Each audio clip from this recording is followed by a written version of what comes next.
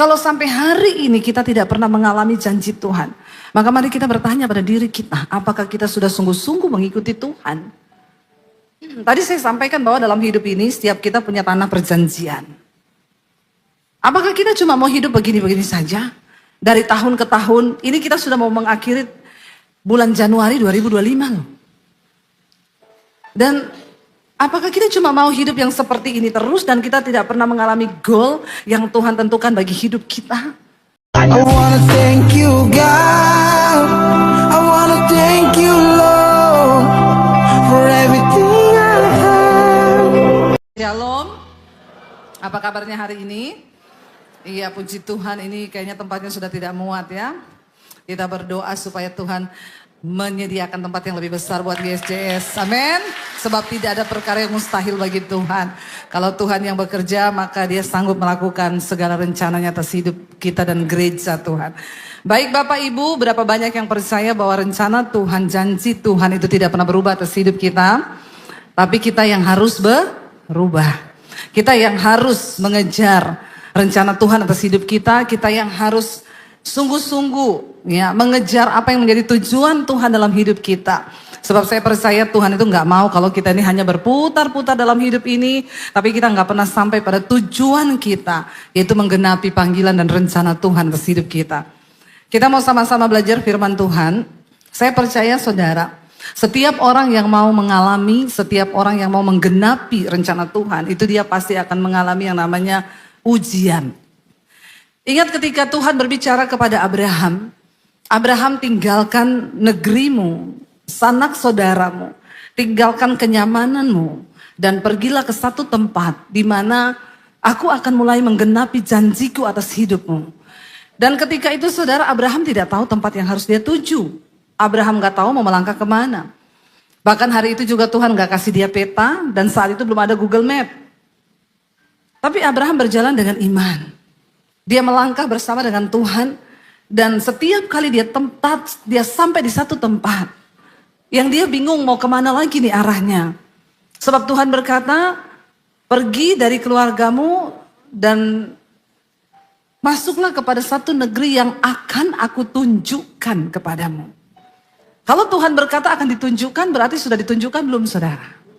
Belum, baru akan ditunjukkan.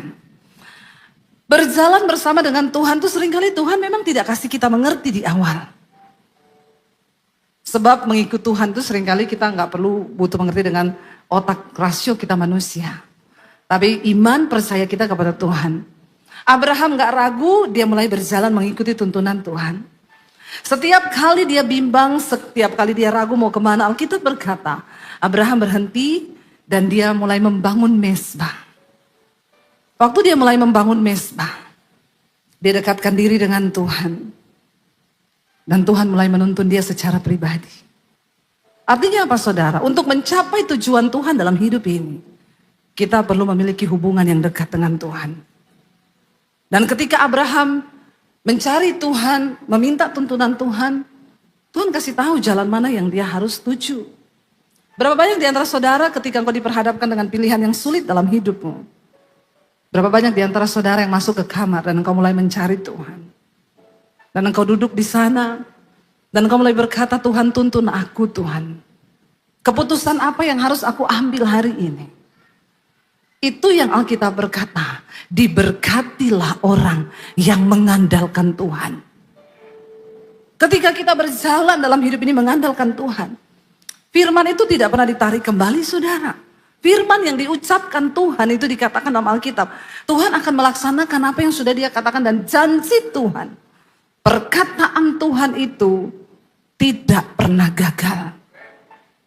Dia nggak pernah menarik kembali janjinya. Dia tidak pernah lupa akan janjinya.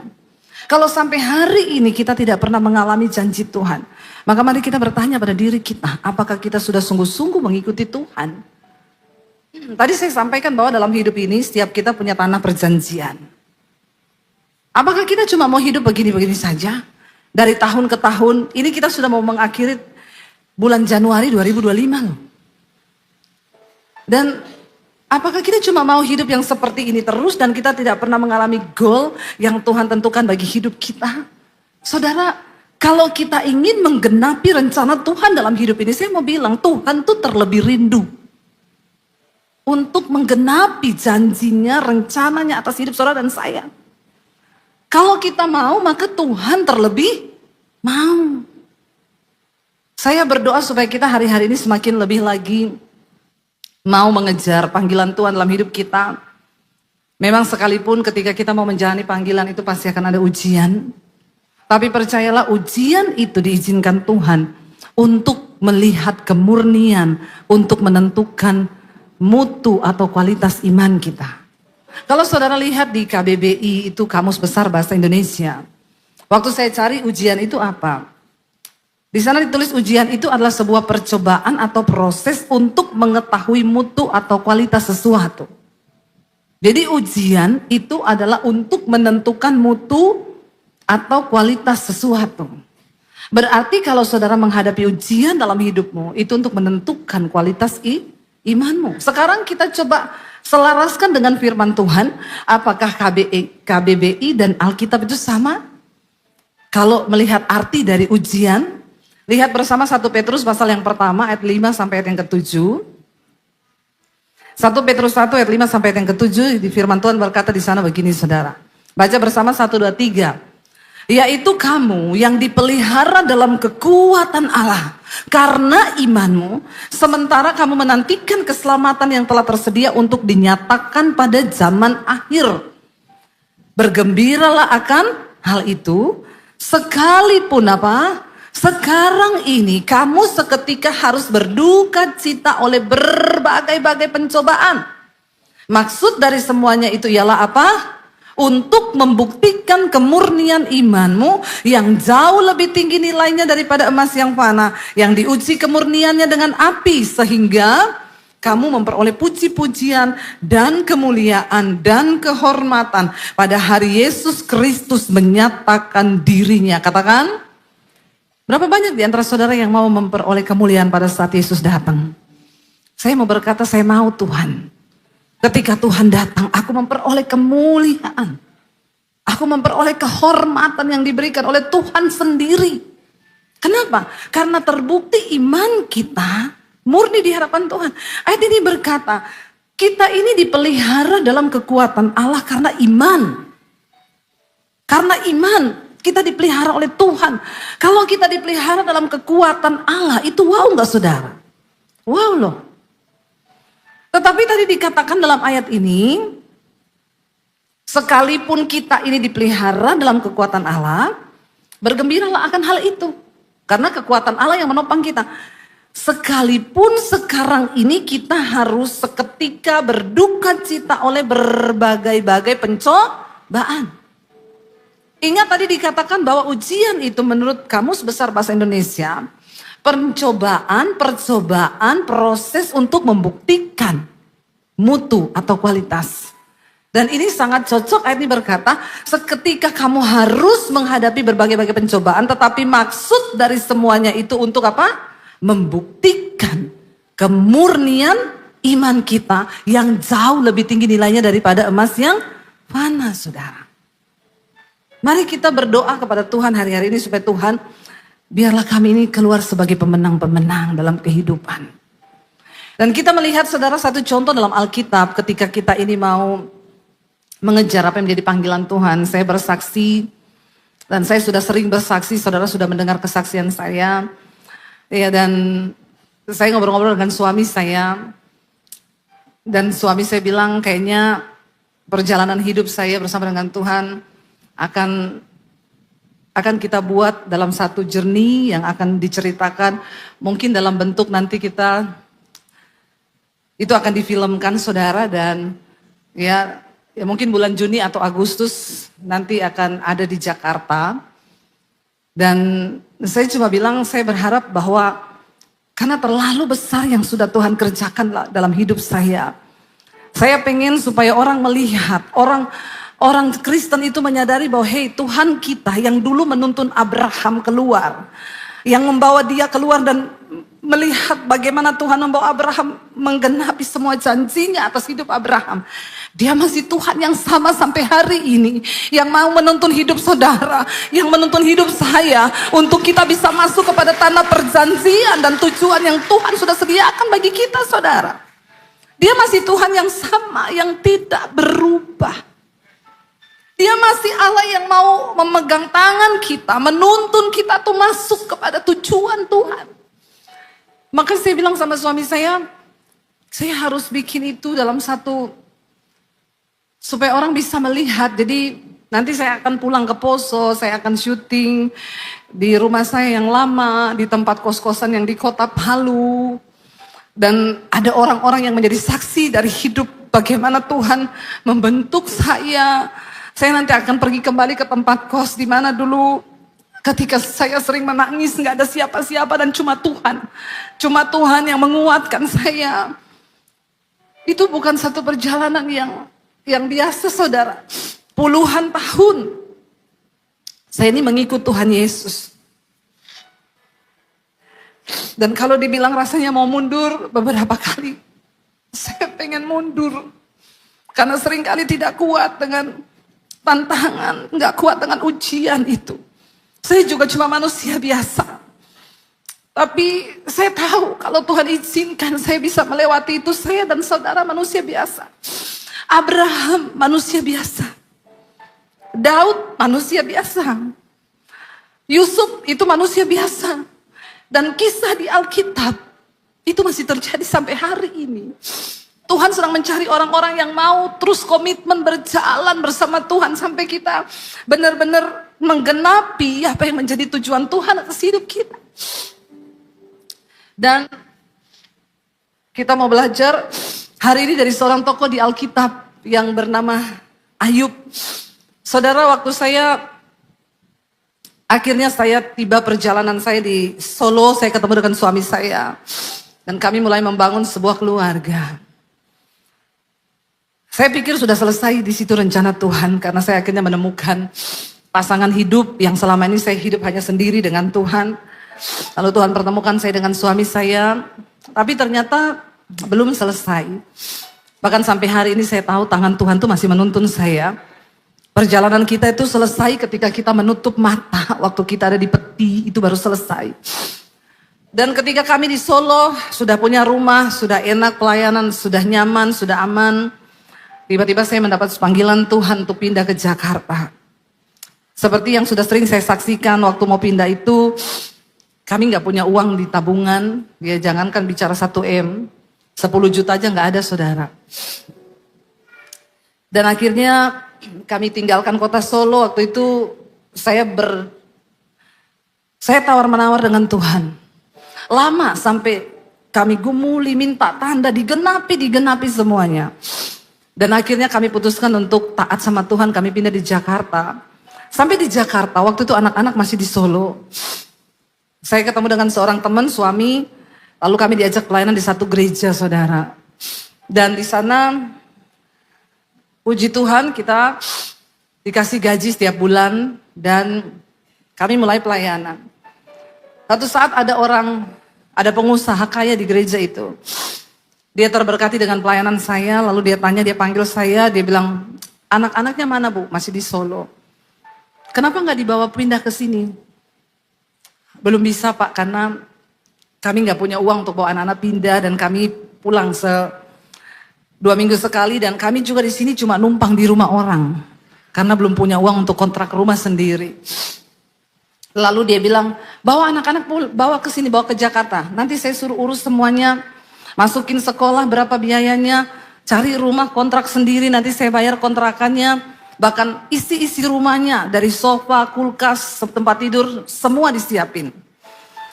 Ketika kami mengalami itu, lalu dia bilang, dari gereja ibu dapat setiap bulan dengan suami sekian, dari saya pribadi setiap bulan saya akan kasih sekian.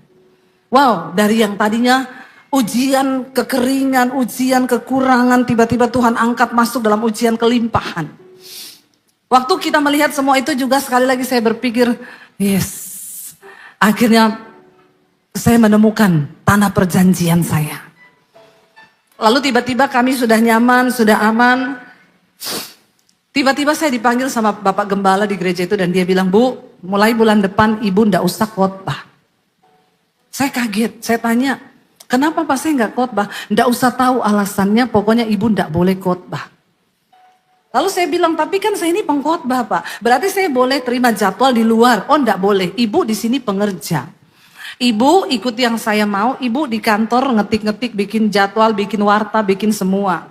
Dan ibu nggak boleh khotbah. Ketika saya mendengar itu saudara, roh saya ini ndak sejahtera, hati saya ini ndak sejahtera. Secara ekonomi saya aman. Dikasih mobil saudara. Dikasih rumah, dikasih semua yang cukup. Tapi itu kan berarti saya tidak menjalani panggilan Tuhan atas hidup saya. Lalu saya masuk ke ruang doa, saya berdoa. Saya menangis sama Tuhan. Saya bilang Tuhan tuntun saya bahwa saya mengerti apa yang harus saya lakukan dengan semua ini. Saya terjebak dalam pilihan yang sangat berat. Kalau saya nggak khotbah, hati saya tersiksa. Tapi secara keuangan kami aman. Semua berjalan seperti biasa. Tapi Tuhan kalau saya mau tinggalkan tempat ini berarti saya kehilangan uang setiap bulan. Mobil harus dikembalikan. Rumah kontrakan pun kami nggak dapat lagi. Lalu bagaimana anak-anak mau sekolah? Lalu kami mau makan apa? Maksud kami harus memulai dari nol lagi. Tidak ada apa-apa. Dan ini sudah ada anak-anak di sini. Saya berdoa. Saya bergumul dengan Tuhan. Lalu saya dengar Tuhan bicara begini. Aku panggil engkau dari Solo ke Jakarta bukan untuk sebuah kenyamanan. Tinggalkan ini semua dan ikut aku. Waktu saya dengar itu saudara, daging saya ini memberontak. Saya nggak tahu harus pilih yang mana tapi itu berat. Kira-kira kalau saya bertanya sama saudara hari ini kalau saudara ada di posisi saya. Berapa banyak yang mau tinggalkan tempat itu dan mengikuti panggilan Tuhan? Yang berani angkat tangan. Dapat sepeda di bawah. Cuma Pak Michael yang angkat tangan. Yang memilih tetap tinggal untuk keamanan secara keuangan, ekonomi dan lain sebagainya berapa banyak? Angkat tangan juga. Yang tidak jujur angkat kaki. Kayaknya banyak yang gak jujur. Berat saudara, secara manusia tidak mudah. Tapi mengikuti Tuhan itu seringkali memang tidak masuk akal. Saya bingung ini ke depan harus bagaimana kita, saya anak 3 loh.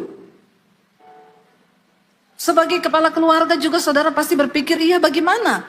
Untuk pulang ke Solo tidak mungkin. Karena kami sudah berdoa dan nyata sekali Tuhan tuntun untuk di Jakarta. Kami harus tinggal dan panggilan kami di Jakarta. Dan itu tidak mudah saudara.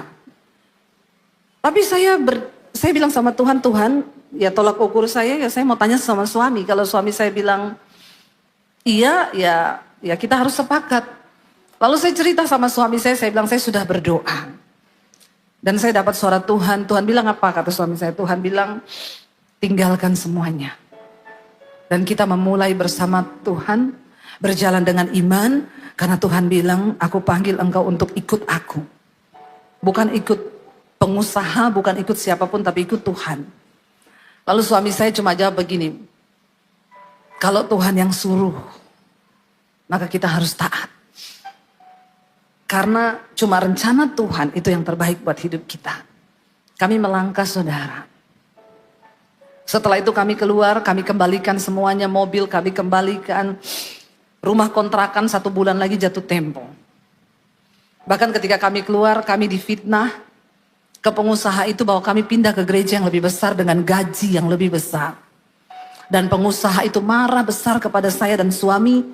Kami tidak bisa dapat kesempatan untuk klarifikasi apa yang sesungguhnya terjadi.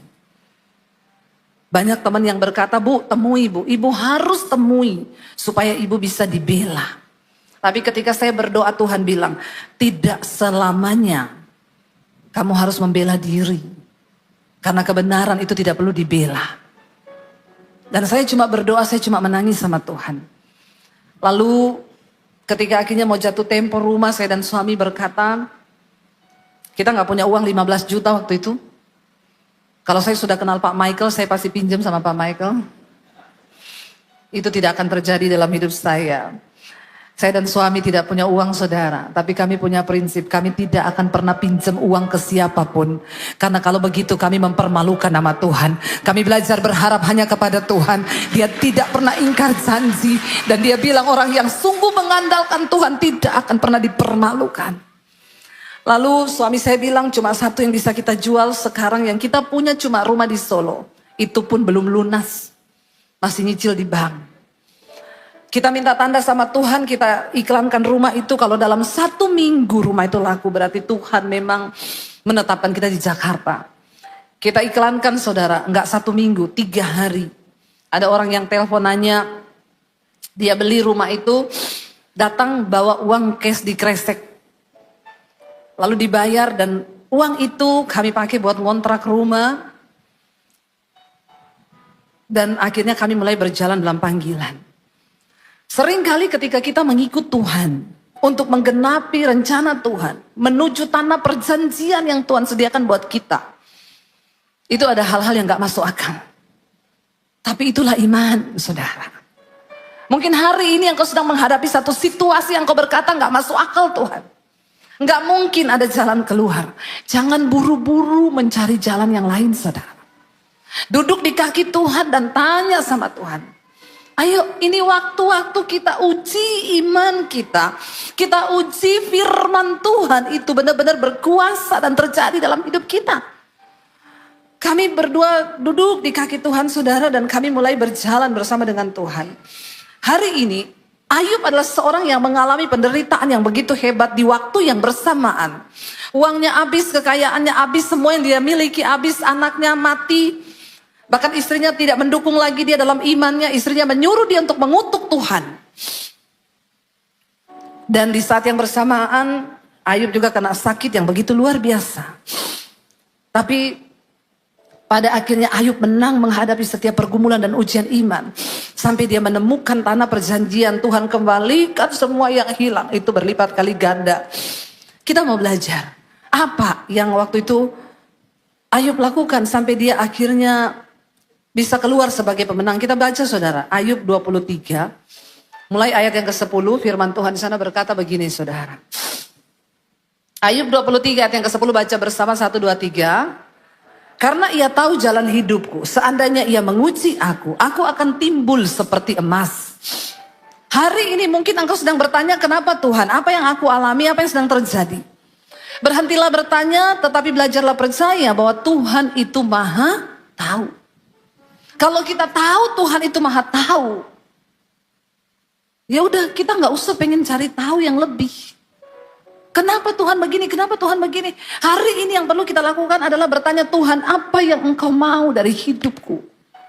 Buat aku mengerti apa rencanamu atas hidupku. Itu saja yang perlu kita tahu. Tapi berhenti bertanya, kenapa ini terjadi? Kenapa begini? Saya dulu tidak mengerti, bahkan saya tidak tahu kalau Tuhan akan membawa saya sampai hari ini. Saya cuma mau belajar percaya bahwa dia Tuhan yang berjanji. Dia Tuhan yang setia dan janjinya itu tidak pernah gagal. Amin. Saya cuma percaya itu. Saya cuma percaya dan berkata seperti Ayub bilang, jika Tuhan menguji aku, maka aku ini akan timbul seperti emas. Tanamkan itu di hatimu saudara. Tuhan, aku tahu Engkau maha tahu. Kalau Engkau maha tahu Tuhan, maka aku akan berhenti untuk sok tahu. Mari kita belajar untuk percaya bahwa Tuhan itu tahu hidup kita. Dia yang paling tahu masa depan kita. Dia yang paling tahu akhir cerita dari hidup kita. Yusuf nggak pernah tahu kalau dia akan diangkat menjadi orang yang berpengaruh di Mesir. Saya tidak pernah tahu. Tapi Tuhan tuh tahu. Tuhan paling tahu. Anak-anak muda, engkau jangan pakai kekuatanmu untuk cari jodoh. Tuhan tahu loh yang terbaik buat engkau. Amin. Ya, pastikan pasanganmu itu lawan jenis. Itu aja. Jangan yang sejenis, karena sekarang banyak yang aneh-aneh. Ya, banyak tulang lunak. Di sini kayaknya enggak ada. Jangan saudara. Mari belajar percaya bahwa Tuhan itu tahu semua yang terbaik buat hidup kita. Kalaupun hari ini mungkin engkau sakit, Tuhan pisahin engkau dengan seseorang, percayalah bahwa Tuhan punya rencana yang indah, amin. Itu yang aminnya kenceng pasti lagi diputus pacarnya itu. Amin. Kasihan ya, tapi percaya. Saya percaya ada rencana Tuhan yang luar biasa atas hidupmu. Tuhan akan kasih kau yang terbaik, amin. Ya jangan saudara, kita belajar untuk percaya. Yang kedua, apa yang Ayub katakan? Dia bilang, kakiku mengikuti jejaknya. Aku menuruti jalannya dan aku tidak menyimpang. Mari kita belajar untuk mengikuti jejaknya Tuhan. Memang seringkali jejaknya Tuhan tuh enggak enak. Memang seringkali jalannya Tuhan itu tidak terpikirkan. Memang seringkali itu bertentangan dengan daging kita. Kalau saya bisa memilih, ya waktu saya bertanya Tuhan apa yang harus saya lakukan, saya lebih memilih mendengar Tuhan bicara. Kamu enggak usah pergi dari tempat ini, karena ini adalah tempat berkat. Kamu dicikupi setiap bulan, dapat mobil, dikontrakin rumah. Bertahanlah anakku. Itu lebih enak bagi daging saya. Tapi ternyata ketika saya berdoa, Tuhan bilang tinggalkan tempat ini. Lah Tuhan bagaimana ke depan? Anak 3 makan apa? Kami kontrak rumah pakai apa? Tapi Tuhan bilang ikut. Walaupun kita tidak mengerti jalan Tuhan. Jalan aja bersama Tuhan saudara. Amin. Karena waktu kita belajar percaya kepada jalan Tuhan. Ya kita percaya bahwa dia Tuhan yang tidak pernah mengecewakan kita. Dia Tuhan yang akan menuntun kita sampai pada jalan yang tepat. Terlalu rugi saudara. Kita ini hidup berapa lama di dunia ini? Berapa puluh tahun yang engkau habiskan hidupmu. Untuk engkau berputar di padang gurun. Ambil kesempatan dan keputusan hari ini dan berkata Tuhan aku mau kejar tanah perjanjian yang Tuhan sudah sediakan bagiku. Saya bersyukur tahun 95 saya terima Tuhan Yesus. Tahun 95 saya mulai mengikuti jejaknya Tuhan. Saya lulus SMA, kalau sampai hari ini dihitung, sudah separuh lebih dari umur hidupku yang saya pakai untuk mengikuti jejaknya Tuhan. Dan saya tidak pernah menyesal. Saya tidak pernah merasa rugi ikut Tuhan. Justru saya berkata Tuhan, kenapa enggak dari dulu Tuhan engkau panggil aku? Saya merasa dulu telah menyia-nyiakan waktu sampai saya usia SMA, saya tidak mengenal Tuhan. Ada begitu banyak kesalahan yang pernah saya buat. Ada begitu banyak keputusan-keputusan yang salah yang saya ambil dalam hidup. Yang pada akhirnya membawa saya pengen mati bunuh diri saat itu. Tapi waktu saya mulai mengikuti jejaknya Tuhan saudara. Saya melihat Tuhan mulai menggenapi janji-janjinya dalam kehidupan saya. Dan Tuhan yang sama akan menggenapi dalam hidupmu. Ayub bilang, aku mengikuti jejaknya. Aku menuruti jalannya dan tidak menyimpang. Jangan pernah coba menyimpang dari jalan Tuhan. Seberat apapun itu yang harus kau bayar. Serumit apapun itu. Setidak mengerti apapun itu. Lebih baik engkau tidak mengerti daripada engkau tidak percaya. Walaupun kau tidak mengerti saudara. Tetap yakinkan dirimu bahwa kau mau tetap percaya pada Tuhan. Tidak selamanya kita harus mengerti jalan Tuhan. Tapi untuk selamanya kita harus belajar percaya kepada Tuhan. Sekalipun mengikuti jejaknya itu berat. Seringkali apa yang kita mau secara daging tidak terjadi. Tapi percaya saudara, waktu kau ikut jejaknya Tuhan. Ayub berkata begini saudara. Perintah dari bibirnya tidak kulanggar. Dalam sanubariku kusimpan ucapan mulutnya. Mari dengarkan firman Tuhan dan simpan itu dalam hatimu. Waktu engkau menyimpan firman dalam hatimu, maka firman itu yang akan menuntunmu saudara. Untuk mulai mengikuti kehendak Tuhan. Waktu kau simpan firman dalam hatimu, maka firman itu yang akan berkuasa membawa engkau sampai pada tujuannya Tuhan. Karena firman itu berkuasa. Dan firman itu dikatakan akan mengerjakan setiap apa yang disuruhkan Allah. Untuk terjadi dalam hidup kita. Bahkan Ayub berkata begini. Tetapi Tuhan itu tidak pernah berubah. Siapa dapat menghalangi Tuhan? Perhatikan saudara. Kalau hari ini engkau belum mencapai satu tujuan di hidupmu. Jangan salahkan orang lain. Jangan pernah salahkan gara-gara dia ini. Saya gak bisa dapat ini. Jangan pernah salahkan ini gara-gara dia ini. Sampai saya hari ini harus begini. Waktu Tuhan yang menentukan untuk engkau dapat mencapai sesuatu, maka dikatakan tidak ada yang bisa menghalangi Tuhan. Tidak ada yang dapat menghalangi kuasa Tuhan yang besar untuk membawa engkau digenapi janji itu dalam hidupmu. Gak ada. Tidak ada satu manusia yang berkuasa pun saudara, yang dapat menghalangi jalan Tuhan atas hidupmu. Bagian kita cuma duduk di kaki Tuhan dan belajar percaya. Ajar kami memahami Tuhan, apa maksudmu dari setiap ujian ini. Waktu kau tahu bahwa ayat ini berkata, siapa dapat menghalangi Tuhan? Karena itu saya selalu belajar untuk menerima bahwa kenyataan apapun yang kita hadapi hari ini itu seizin Tuhan. Dia tidak pernah terlalu cepat. Tuhan gak pernah buru-buru, saudara. Walaupun kita udah gebelet banget pengen dapetin itu. Tapi Tuhan bilang tunggu. Kalau aku belum berkata, itu gak akan terjadi. Waktu kita mengerti cara Tuhan ini, kita gak mudah menyalahkan orang lain. Gara-gara dia itu, sampai saya gak bisa begini. Gara-gara dia itu, stop. Karena Tuhan, kalau dia sudah menetapkan sesuatu, ayat ini berkata, tidak ada satu pun yang dapat menghalangi Tuhan. Tidak ada satu kuasa pun yang dapat menghalangi kehendak Tuhan terjadi. Apa yang dikehendakinya, perhatikan. Ayat ini berkata begini, saudara. Baca bersama. Apa yang dikehendakinya dilaksanakan juga. Karena apa? Ia akan menyelesaikan apa yang ditetapkan atasku, dan banyak lagi hal yang serupa yang dimaksudkannya. Tuhan akan melaksanakan ketetapannya atas hidup kita. Hari ini bagian kita berkata, Tuhan, tuntun aku berjalan di dalam jejak-Mu. Hari ini banyak hal yang tidak kami mengerti. Waktu-waktu ke depan mungkin masa yang suram, kekelaman.